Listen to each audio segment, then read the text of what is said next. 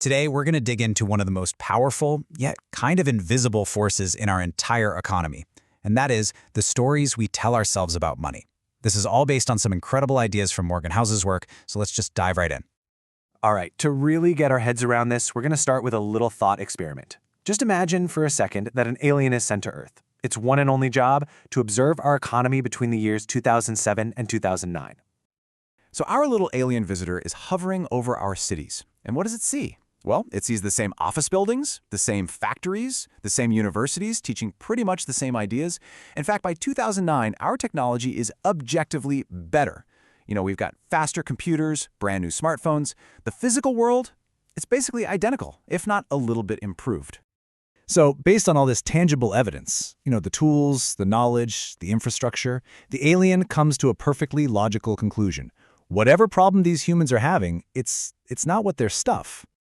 But then it looks at our numbers, and the data just doesn't make any sense. It discovers that in those 2 short years, U.S. households didn't get richer.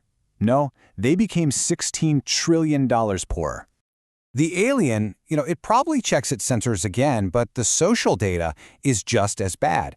It learns that 10 million more Americans are suddenly out of a job. And its final transmission back to headquarters is just one of total disbelief. Our entire stock market is worth half, literally half of what it was just 2 years earlier. So this becomes the alien's central question. Everything it can see and touch is the same, or even a little better. So why is the economic reality so catastrophic? What piece of the puzzle is it missing? And the answer? Well, it wasn't something the alien could see from its spaceship. The factories were still standing. The knowledge was still in our heads. What really changed was the collective story we told ourselves.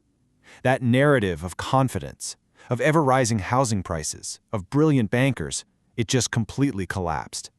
And that right there, made all the difference. And this gets to a really core human vulnerability. We are just wired to believe stories that we desperately want to be true. So what exactly is an appealing fiction? Well, think of it as a narrative that promises a wonderful outcome. And its power over us just grows and grows when we feel like we have very little control and everything is on the line. There's actually a simple but really potent formula for this. First, the stakes have to be incredibly high, like life or death or life-changing.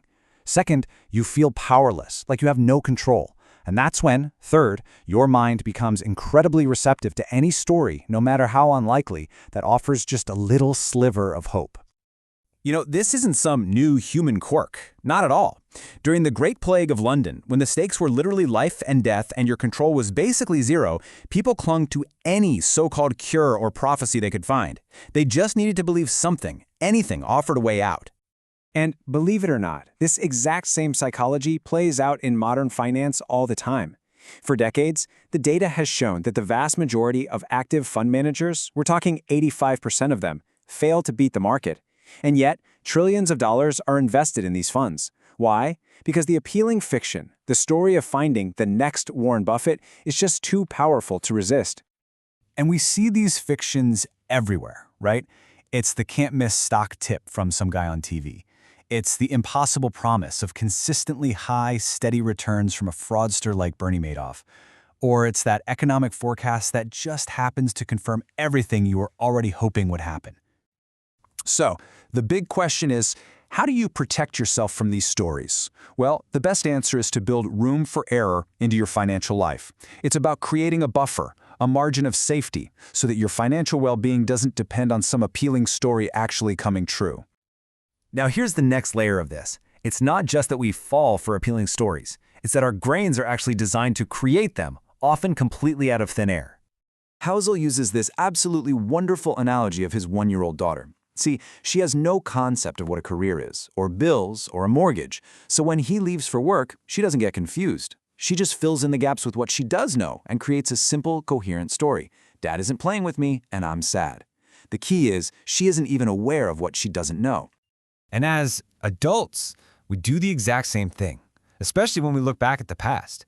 As the Nobel laureate Daniel Kahneman wrote, this hindsight gives us a really dangerous illusion that the world is more predictable than it actually is, just because we've managed to create a neat story for it after the fact.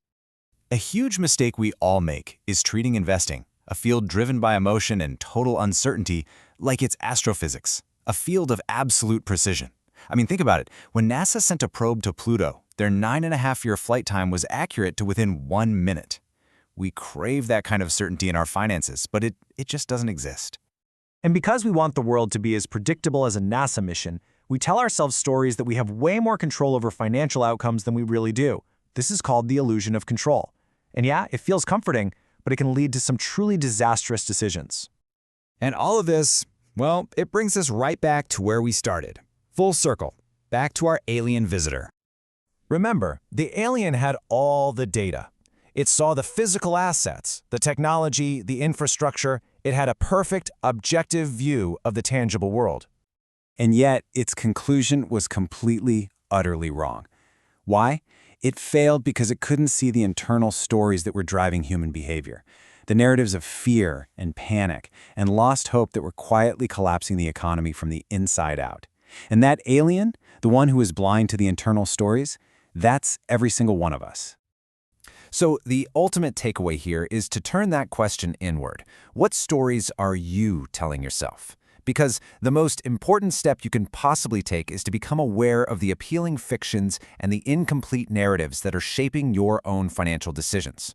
Recognizing those stories, well, that's the first step to taking back control.